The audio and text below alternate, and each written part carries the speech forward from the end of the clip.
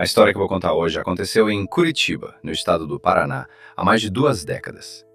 Os nomes foram trocados, mas o que vou narrar é real demais para milhões de famílias brasileiras religiosas. E o que aconteceu 22 anos depois daquela briga vai te fazer questionar o significado de família. Glória tinha 18 anos quando descobriu que estava grávida, em março de 2003. Era filha única de pastor Ezequiel e Dona Ruth, líderes de uma igreja evangélica tradicional em Curitiba. A família morava num bairro de classe média alta. Frequentava a igreja todos os domingos e quartas-feiras. Glória tinha sido criada com regras rígidas. Nada de namoro antes dos 22 anos, nada de festas mundanas. Mas Glória tinha conhecido Rafael na escola, num projeto de feira de ciências, 3 meses antes da gravidez. Rafael era filho de pais separados, católico nominal, sem nenhuma conexão com a igreja que ela frequentava. Quando Glória contou para a mãe, Dona Ruth caiu de joelhos no chão da sala e começou a chorar histericamente. Pastor Ezequiel chegou em casa às 20 horas, vindo da igreja, ainda com a Bíblia debaixo do braço dele. A mãe contou tudo, soluçando, com palavras desordenadas, na frente da filha que tremia de medo na poltrona. O pastor olhou para a Glória com uma expressão que ela nunca tinha visto antes em 22 anos de vida. Não era raiva, era pior. Era o olhar de quem decidiu que aquela filha tinha morrido naquele momento exato. "Você tem 10 minutos para arrumar suas coisas", ele disse, com a voz fria e completamente sem emoção alguma. "Esta casa é da igreja. Eu não posso ter uma filha em pecado morando aqui dentro desta família santa." Glória tentou explicar, tentou pedir perdão, tentou dizer que amava Rafael e que ele queria assumir o filho. Pastor Ezequiel a interrompeu com uma única frase, que ela carregaria pelo resto da vida dela inteira. "Você escolheu o seu caminho, minha filha. Não me procure mais. A partir de hoje, eu não tenho filha mais." Dona Ruth chorava, mas não disse uma única palavra para defender a única filha que tinha gerado naquela vida. Glória arrumou uma mochila pequena com algumas roupas, pegou o cartão de identidade e saiu da casa naquela noite. Caminhou 3 quilômetros até a casa de Rafael, na chuva fria de março paranaense, sem guarda-chuva e sem dinheiro. Foi recebida pela mãe de Rafael, Dona Lourdes, uma costureira simples que morava numa casa pequena no Boqueirão. Dona Lourdes abriu a porta, viu Glória encharcada e fez algo que mudaria a vida da menina para sempre depois. Abraçou ela apertada, levou ela para dentro, deu uma toalha quente e disse: "Aqui é a sua casa agora, filha." Rafael e Glória se casaram 3 meses depois, no civil, numa cerimônia simples com apenas 10 convidados presentes. Lucas nasceu em outubro de 2003, num parto difícil no Hospital de Clínicas da Universidade Federal. Glória tinha 19 anos, Rafael tinha 21. Não tinham dinheiro nem espaço para nada de luxo na vida, mas Glória tinha algo que mudaria tudo. Ela era inteligente, determinada e tinha conseguido bolsa integral para direito. Estudou 5 anos seguidos, amamentando, trocando fraldas, cuidando do filho, enquanto Rafael trabalhava em 2 empregas. Em 2008, formou-se em Direito com a melhor nota da turma dela na Universidade Pública Estadual. Passou no exame da OAB na primeira tentativa, com nota 82, no ano seguinte da formatura dela. Começou a trabalhar num escritório pequeno em Curitiba, focando em direito de família e proteção à mulher vulnerável. Especializou-se em casos de abandono familiar, violência doméstica, mães solteiras. A própria história dela virou trabalho profissional. Em 2015, abriu o próprio escritório com Rafael, que tinha se formado em administração nesse meio tempo. Lucas cresceu. Era um menino calmo, estudioso, parecia o avô materno fisicamente, mas com o coração da mãe dele. Em 20 anos, Glória se tornou uma das advogadas mais respeitadas de Curitiba em direito de família moderna. Mas durante todo esse tempo, ela nunca recebeu uma única ligação, mensagem ou cartão dos próprios pais biológicos. O pastor Ezequiel continuou pregando na mesma igreja, dirigindo o mesmo carro, vivendo a mesma vida de antes. Dona Ruth continuou silenciosa, submissa, frequentando a igreja, organizando o coro feminino com outras esposas de pastores. Como se Glória nunca tivesse existido. Como se aqueles 18 anos não tivessem acontecido na história daquela família. Numa quinta-feira de junho de 2025, Glória recebeu uma ligação no escritório dela em Curitiba. Era um número desconhecido. Quando atendeu, a voz do outro lado era trêmula, hesitante, mas reconhecível imediatamente. Glória? É a mamãe. Por favor, não desliga, minha filha. Eu preciso muito, muito da sua ajuda hoje. Glória sentiu o ar sair dos pulmões dela naquele instante. Não respondeu por vários segundos angustiados.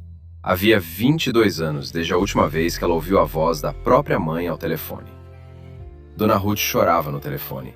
Demorou quase 1 minuto para conseguir formular as próximas palavras importantes que vinham.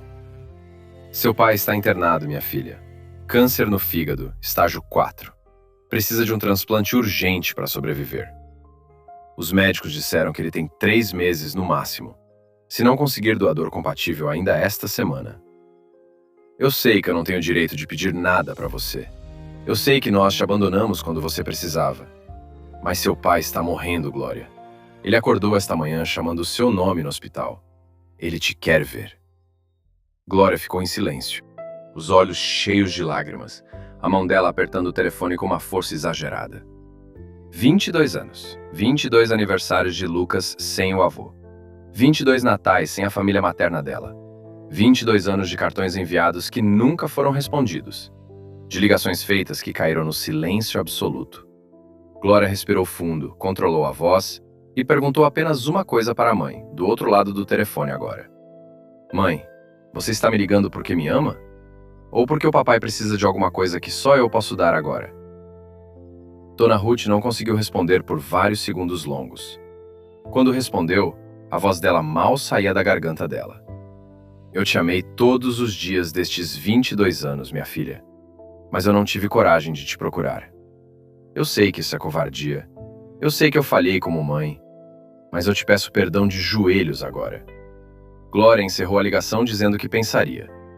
Sentou na cadeira do escritório dela e ficou ali por 3 horas seguidas. Rafael chegou no escritório, viu a esposa em estado de choque e perguntou o que estava acontecendo com ela. Glória contou tudo. Sobre a ligação, sobre o câncer, sobre o pedido de ajuda que abriu uma ferida antiga. Rafael sentou ao lado dela, segurou a mão dela e disse uma frase que ela esperava ouvir há muitos anos. Glória, a decisão é sua. Eu vou apoiar você no que você decidir. Mas pensa com calma sobre isso, está bem? Naquela noite, Glória contou para Lucas, agora com 22 anos, formado em engenharia e morando em casa. Lucas ouviu com atenção, em silêncio total, e quando a mãe terminou, ele fez uma única pergunta importante para ela. Mãe, o que você sente agora, neste exato momento? Não o que você acha que deveria sentir, mãe. Eu quero saber o que está no seu coração, de verdade, sem o filtro do que seria certo politicamente. Glória chorou. Disse que sentia raiva, mas também sentia uma saudade que ela não tinha permitido sentir há décadas. E sentia principalmente uma coisa estranha que ela não conseguia nomear ainda. Uma vontade de não repetir o erro deles. Lucas a abraçou e disse: Mãe, eu nunca conheci meus avós. Talvez seja agora ou nunca para mim também aqui. Na sexta-feira, Glória pegou um voo para São Paulo, onde o pai dela estava internado no Hospital Sírio-Libanês Central. Levou Lucas com ela naquele voo da manhã, sem saber muito bem o que esperava encontrar lá adiante. 22 horas depois da ligação, ela entrou pela primeira vez no quarto do pai do hospital. Pastor Ezequiel estava deitado, magro, envelhecido, conectado a tubos. Tinha 78 anos agora, com o rosto enrugado. Quando viu a filha entrar no quarto, ele tentou se levantar. Não conseguiu. Apenas estendeu uma mão trêmula para ela. Glória chorou. Sentou ao lado dele. Pegou a mão do pai, depois de 22 anos sem nenhum contato físico.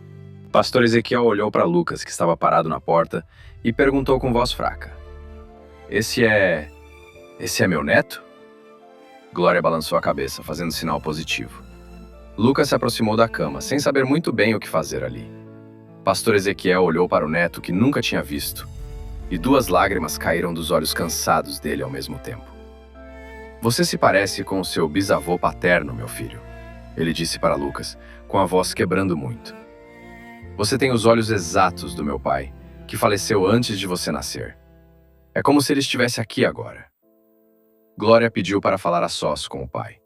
Lucas saiu do quarto, fechou a porta, deixou os dois conversarem. E foi naquele quarto, por quase 2 horas, que pai e filha conversaram pela primeira vez em 22 anos longos. Glória disse o que tinha guardado durante todas aquelas décadas, sem rancor, mas com a verdade nua e crua dela. Pastor Ezequiel ouviu tudo. Não interrompeu nenhuma vez. E pediu perdão pela primeira vez na vida dele inteira. Eu fui um homem cego pela religião que eu pregava, minha filha. Eu confundi obediência a Deus com orgulho próprio. Eu jogo fora 22 anos com você, com meu neto, com a minha vida verdadeira. E agora é tarde demais. Glória respondeu: Pai, não é tarde demais. Eu vou fazer o exame de compatibilidade amanhã. Vou tentar te salvar. E foi exatamente isso que ela fez. Glória descobriu que era compatível para a doação parcial do fígado dela mesma. Doou parte do fígado do próprio corpo dela ao homem que a tinha expulsado de casa com 18 anos grávida. A cirurgia aconteceu 2 semanas depois. Pastor Ezequiel sobreviveu. Glória se recuperou em 3 meses sem complicações sérias. Hoje, eles se falam todas as semanas. Lucas chama o avô de vô Ezequiel e visita ele junto com a avó Ruth. Glória nunca esqueceu a dor, mas decidiu conscientemente não passar essa dor para a próxima geração da família dela. Agora você deve estar se perguntando, por que essa história nos toca tão profundamente em todos nós humanos? Por que Glória, que tinha todo o direito de recusar, escolheu doar parte do corpo dela para o homem que a abandonou? E principalmente, por que pais conseguem expulsar filhas grávidas, mesmo amando elas, em famílias religiosas brasileiras? Para entender isso, precisamos olhar para algumas pesquisas fundamentais da psicologia moderna sobre famílias e perdão real. A primeira pesquisa vem do psicólogo americano Robert Enright, professor da Universidade de Wisconsin-Madison, nos Estados Unidos. Enright dedicou mais de 40 anos da carreira dele exclusivamente ao estudo científico do perdão entre seres humanos. Em 2009, ele publicou um estudo revolucionário sobre pacientes com doenças cardíacas graves submetidos à terapia do perdão. Os pacientes que praticaram o perdão estruturado tiveram redução significativa de pressão arterial, ansiedade e raiva crônica também. E uma descoberta surpreendente: o perdão fez mais bem ao corpo de quem perdoa do que de quem é perdoado. Glória, ao perdoar o pai dela, estava fazendo algo cientificamente comprovado como benéfico para a própria saúde física dela. Não era fraqueza. Era ciência da longevidade humana, comprovada em mais de 100 estudos publicados ao redor do mundo todo. A segunda pesquisa vem do psiquiatra americano Murray Bowen, que fundou a teoria dos sistemas familiares em 1970. Bowen descobriu que famílias não são apenas grupos de indivíduos, são sistemas emocionais conectados como uma rede invisível. Quando um membro da família é cortado, todos os outros membros sentem essa ausência inconscientemente, mesmo sem perceber realmente. Pastor Ezequiel, durante 22 anos, viveu com um buraco no peito que ele atribuía a outras coisas. Dona Ruth ficou deprimida cronicamente, tomou antidepressivos por 20 anos, sem saber que era luto pela filha viva. A teoria de Bowen explica: distanciamento familiar não cura nada, apenas adia a dor e contamina toda a família silenciosamente. A terceira pesquisa é a estatística brasileira, que mostra o tamanho real desse problema na nossa sociedade contemporânea brasileira. Segundo dados do IBGE, em 2018 nasceram 432 mil bebês de mães adolescentes no Brasil. Isso representa quase 15% de todos os nascimentos no país, naquele ano específico, conforme registros oficiais nacionais. E 75% das mães adolescentes brasileiras estão fora da escola, segundo dados da PNAD Nacional. Muitas dessas meninas são expulsas de casa, exatamente como Glória, por famílias que confundem religião com orgulho próprio. A quarta pesquisa vem do sociólogo Carl Pillamer, da Universidade Cornell, sobre distanciamentos familiares na sociedade contemporânea. 27% dos adultos têm uma ruptura ativa com algum familiar próximo, segundo a pesquisa nacional dele. E 90% dessas pessoas sofrem psicologicamente todos os dias, sem nunca terem coragem de fazer o primeiro contato. A história de Glória e pastor Ezequiel é estatisticamente comum. O final feliz é que é raro no Brasil. Agora vamos para a parte mais importante deste vídeo: O que você pode levar dessa história para a sua vida hoje? A primeira lição é sobre o perdão como instrumento de cura para quem perdoa, não como favor para quem ofendeu.